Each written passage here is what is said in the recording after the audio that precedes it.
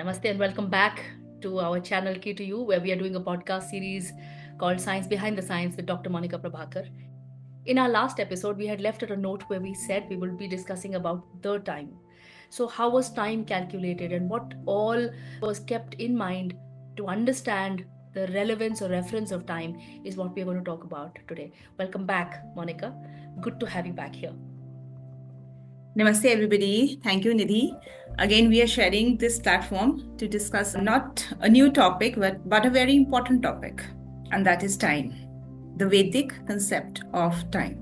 As far as Vedic time is concerned, a person who knows this concept, how time was calculated in India, he would just look up at the sky in the morning and see where the sun is rising from, and he would tell you approximately which month it is. And at night, if you look up at the sky and see the position and the shape of the moon, you will be able to tell which date or more precisely which tithi it is. That is how scientific and how practical our approach towards this concept of time was. Means it was not confined to just our text, that is the great Surya Siddhant. The time concept is coming directly from there. The whole world has learned the concept of time from there. And it was not confined to that book alone. This concept was inculcated into our day-to-day life. Time was so vital in all our activities. Anything we had to do, start a new business, start a new activity, any new social gathering, marriages, for everything, time was important. We used to note down the time first and then carry on with the activity. We should be thinking actually why time is so important. And the modern generation, what we are doing in our modern times, we are hardly like we say, इसमें क्या फर्क पड़ता है? We are just saying that we will do according to our suitability. When time suits us, we are going to do it. But it was not like that in the Vedic times. Why was time so very important? Because for us, every time was different. Every time, all the days were different for different type of activities. So some day was conducive or it was in harmony with some kind of activity, and the other day was for some other activity. Means broadly, we can say all the activities and all the time we actually classify every concept in Vedic times according to Sattvic, Tamasic, and Rajasic. So, why was time so important? So time was important because time was different every single day. Now, this difference was due to the difference in energy that every single day was holding, especially the month. All the different days of the month were different in terms of the energy that it was holding. So the energy can be broadly sattvic, rajasic, or tamasic. And so the activities had to be in sync with the kind of energy that time holds for us. A great importance was given to this concept. It is like swimming with the tide or against the tide. Got it. It is not that you can't possibly do anything in a particular time period, but there will be some kind of harmony in your activities if you take this concept of time with you. I get it. When you're saying align with the moon and the sun, then that means there has to be some natural rhythm that one would be getting aligned to, correct? With the time. So how is it different from day to day in a month, like you're saying? Every day is a different day. Absolutely, absolutely. All days are different in terms of the energy. Now, if we talk about energy, we have two main sources of energy in the sky, the sun and the moon. The sun is, of course, the primary source of energy that is giving us the concept of day and night. And the other luminary, that is the moon. Actually, the modern concept of time does not talk about moon at all. And if you go to our Vedic text, the whole importance of time is due to the moon. If we can have a reference here, like Lord Shiva, the Lord of Time, Mahakal, he also adorns the moon on his forehead. Right. So, symbolizing that moon is the time holder. It signifies time. It tells us what time it is. So that is the importance. So all our deities, the way they are, shown, hold a lot of significance. Mm. So Lord Shiva, having the moon on his head, is a significator of time here. So that is why how that means we are relating time exactly with the moon. Now, the energy of the moon is different every single day. Mhm. Why can we say that? Because basically, moon, we know that it does not have energy of its own. It is basically a reflector of energy. The energy that it reflects, that energy, it is getting primary from the nakshatra under the effect of which it is every single day. The moon is basically here a mediator between the nakshatra and the earth. Now, there are 27 nakshatras. Nakshatra is basically a group of stars, which we are familiar as constellations. Right. So every constellation is very specific in its own energy. Every nakshatra has a different type of energy in itself. And this energy, the earth does not receive this energy from the nakshatra directly. The moon takes this energy and it reflects that energy onto the earth. The moon has different hues every single day, slightly different hues you can see the moon. So that is why, because it is in a different form, it is in under a different state of energy. Right. So that is why every single day of the month is different. So we are getting energy from the sun basically every single day. That is almost the same, I would say. And the moon from the energy from the moon is different every single day. So that is why a lot of importance is given to the moon here. So here we can say that every single day is different in terms of the moon. And as far as the sun is concerned, the energy of the sun changes every month. So we have basically 12 Adityas, 12, 12 different types of energy coming from the sun. And every month that would change. Mhm. The moon, every day it would change. So here we come to the concepts of days and the month. So here you can see, obviously we are going to do it in great detail in our later classes, but here we have broadly, I'm telling you how basically our Vedic concept of time is connected with the sun and the moon only. I remember that very few people today are talking about Amavas, Purnamashi, Ekadashi, Chaturdashi. All these days were so important. Just about 100 years back, everybody used to talk about time in terms of these important tithis. Mhm. I think all Indians, all Bharatiyas, all people who were basically the Hindus, they knew that these days were important. Everybody knew that some days are important for certain activities. But I think very few people would know why these days were important. That's right. Today we are here to discuss that why. Why a particular day was important. What Puranmashi holds for you, what Amavas holds for you, what Chaturdashi holds for you. So this why, if we understand today, it is going to give everybody a proof of how important and how scientific our Vedic system was.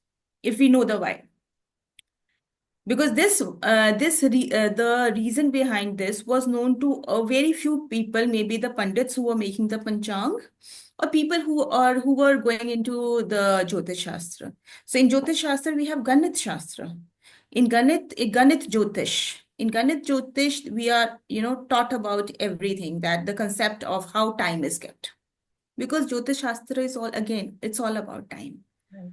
And it is, I think we have talked about this, that Jyotish Shastra is basically the alignment of time and energy only.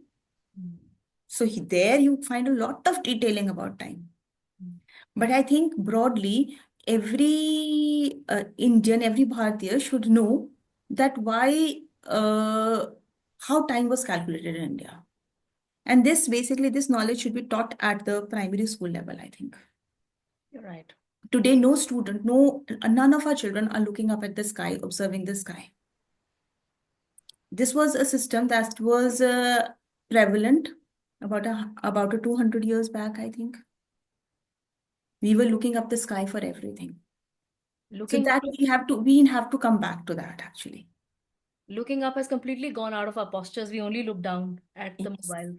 Yes. And it is so fascinating. This knowledge that I have gained is also about just a few years back. And now I'm in a habit of looking up the sky every single day. And I test myself for this. Okay, which tithi it is today? You start observing from where the sun is rising every single day, where is it setting, where is the you are observing the shape of the moon every day. This is a difference that brings when you have the knowledge of this concept of time. When you are saying that we get a different energy from the moon every day, how does that happen? How does moon bring a different energy to us every day? See, because I told you that moon is a mediator between the earth and the nakshatras. So there is a wonderful story here from the Puranas that we can have. All the 27 nakshatras are supposed to be the wives of the moon. Right.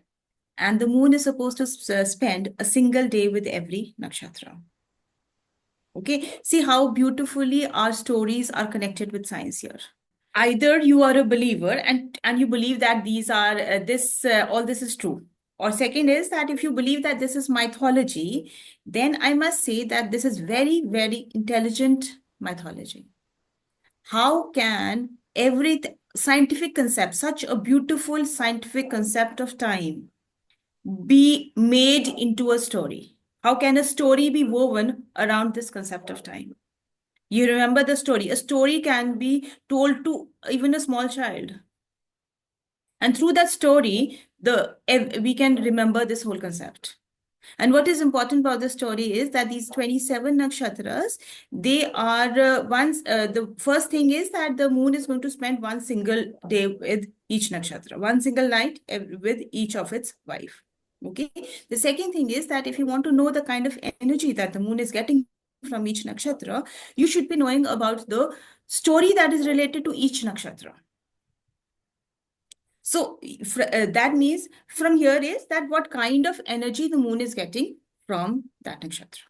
And we are under the effect of that particular type of energy on that particular day. Meaning to say that the nakshatra has its own personality. Own personality, and because In of that personality, indirectly we can say a different type of energy the nakshatra holds every single day. So that is why all our days become different. And that is why all our days are different for different type of activities. So here we will have that after you understand this whole concept of energy and time, every single day will hold its own importance. If all the days were equal and there was no different, all the days, as we study in according to the Western concept, all days are equal. हर दिन भगवान का क्या मंगल क्या वीर, जिस दिन सोए देर से भूखा रहे फकीर. This is what is our modern concept. Okay, so time, it is obviously a very beautiful concept that time is important. We should be making full use of time. But if we take the scientific concept also behind us, we will be using this time more effectively, getting sinking in with the right type of energy. So why, if all the days were same, all the days, the festival could be just any day, any time, any festival, just any day. But all our festivals are on a particular day. Why? Again, because of the kind of energy it holds, according to the moon. Why is Deepavali only on the day of the Amavas, and that is Sharad Amavas? Why is Sharad Purnima so important? So why is all the Puranmashis so very important? See, just want to give you a hint here that all our festivals, major 90% of our festival, the Hindu festivals, would fall in the month of the Sharad, from the month of the Sharad Purnima to Sharad Amavas. All the major festivals. Why? Because at this particular time period, the moon is most effective, nearest to the earth, sending its maximum, it is at its full potential, sending its maximum energy towards the earth. So the effect of all the 27 nakshatras are felt most in that part of the month. Here is a direct proof. So I think it is very, very important for all of us to understand this concept. And it requires a lot of detailing, but a holistic viewpoint is very important to be understood by everyone.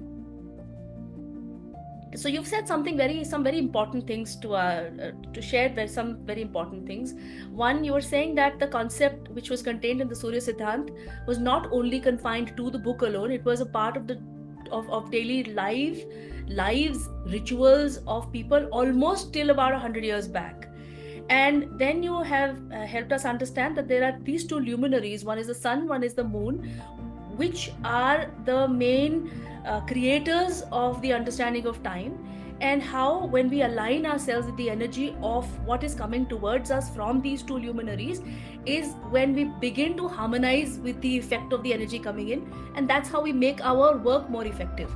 Although as far as our 24-hour time clock is concerned, every day is equal also. However, it holds a different separate relevance. Now we're going to deep dive into these concepts further in detail in the coming episodes. However, for us to understand today is to start observing the sky, start observing the position as the sun rises and the sun sets, and start observing the different hues, not just the shape of the moon, but the hue of the moon in the sky. And on that note, we come back to you with more details in the next episode and the next episode. Stay tuned with us. Be aligned, be inquisitive, be curious, and just look up at the sky. Keep the phone Yes. for now. Thank you Yes. very much. And we'll see you soon again in the next episode. Please do remember to share this further with your friends since you have started to enjoy this. Thank you very much. Thank you so much. Namaste to all.